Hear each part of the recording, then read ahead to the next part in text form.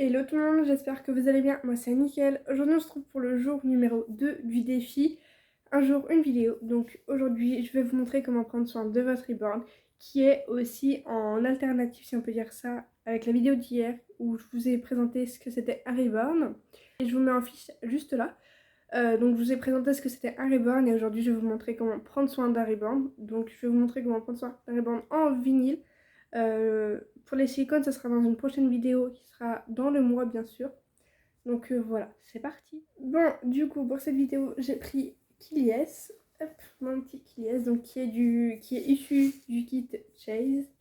Donc cette vidéo va se diviser en 3 parties. La première partie, ça va être tout ce qui va être vêtements, bonnets, bandeaux, etc. pour nos reborn.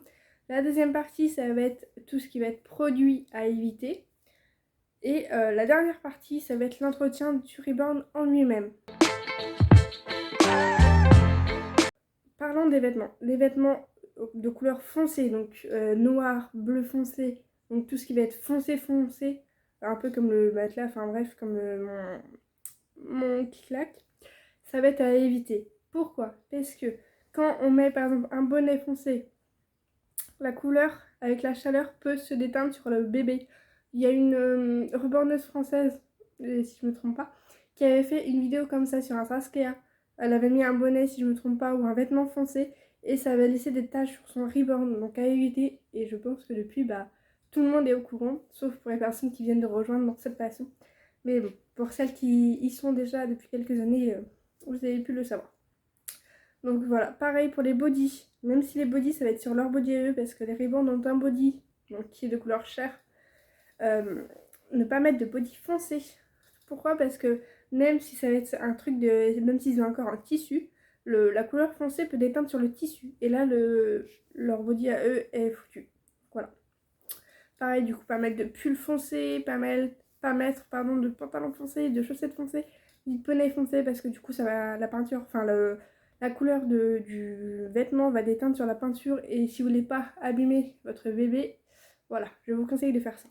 Après, tout ce qui va être bonnet, donc voilà, ne pas les laisser trop longtemps.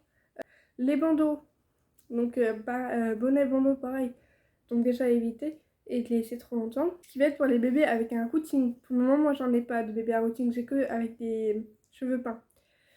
Ne pas mettre de bonnet ou de bandeau trop longtemps aussi parce que le bonnet ou le bandeau prendra la marque, enfin du moins les cheveux prendront la marque du bonnet ou du bandeau et ça aplatira les cheveux, ça va pas les rendre soyeux, ça va les casser, etc. Donc vaut mieux éviter.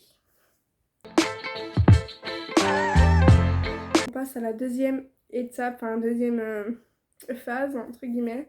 Le contact avec les produits. Ne pas mettre de produits sur les reborn. Donc tout ce qui va être crème, même si vous voulez faire des mises en scène et mettre sur le reborn, mettre des crèmes, n'en mettez jamais. Parce que la crème, ça peut enlever la peinture, ça peut la faire écailler, etc.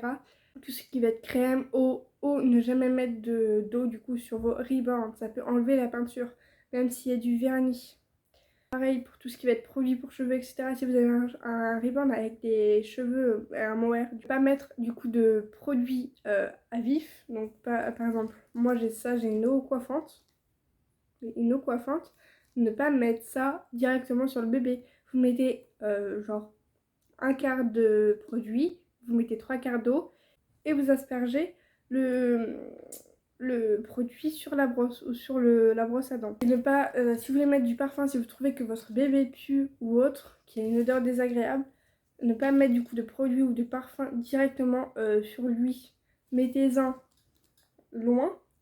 Et au pire des cas, si vous voulez en mettre, vous mettez d'abord sur le vêtement et après vous mettez le vêtement. Parce que ne pas mettre du coup de produit sur le reborn, sinon ça peut enlever la peinture, les cahiers ou changer les couleurs. Parce que certains produits peuvent changer les couleurs des bébés. Enfin la couleur de peinture du bébé. On passe désormais à la troisième étape, troisième phase, comme vous voulez.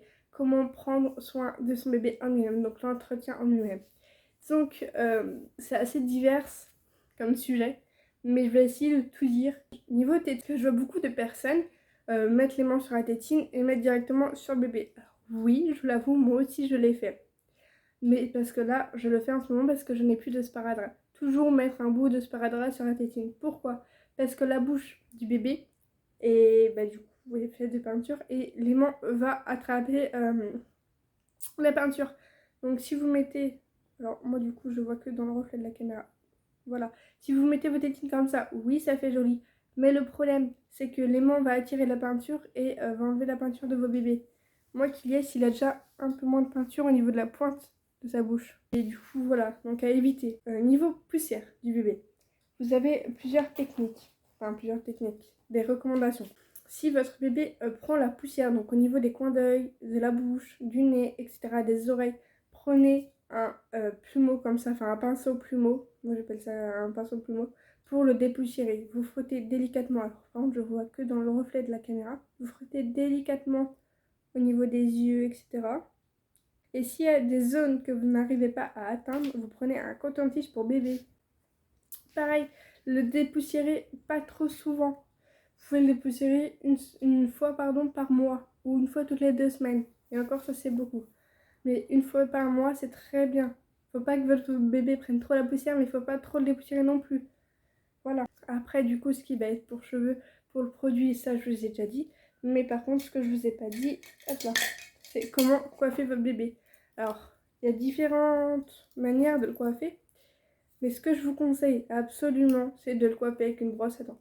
Oui, c'est une brosse à dents pour bébé. Et alors, si vous avez un bébé avec un routine, donc avec des cheveux du mohair, mettre le produit du coup sur la brosse à dents et le coiffer. D'ailleurs, moi, il y a des cheveux sur la brosse à dents.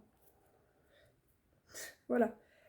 Vous pouvez utiliser une brosse, mais si la brosse est souple, moi, elle est très rigide, comme vous pouvez le voir, ce qui va casser le mohair et ce qui va casser les cheveux et pas les rendre soyeux. Alors que la brosse à dents, moi c'est une brosse à dents spéciale pour bébé, donc c'est tout souple et tout doux.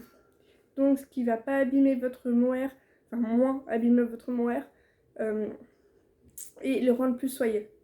Pareil, quand vous posez votre bébé avec un routine sur une surface, donc que ce soit son lit, un transat, une couette, peu importe, toujours mettre un papier sulfurisé, enfin papier transparent, pardon, je confonds toujours. Un papier transparent ici, donc pas sur le visage, mais ici, pour éviter d'abîmer les cheveux encore plus. Parce que même s'ils sont collés, ils s'en vont très facilement. Une position pour votre bébé. Pour la position, vous pouvez le laisser comme ça, dans vos bras, comme ça, quand vous faites la vidéo. Mais quand vous ne servez plus du bébé, mettez-le allongé, comme ça, ou sur une surface plate, sur un matelas, j'en sais rien. Quelque chose de plat, donc pour que le bébé soit allongé. Pourquoi? Parce que le bébé est lesté, il a du poids au niveau du corps.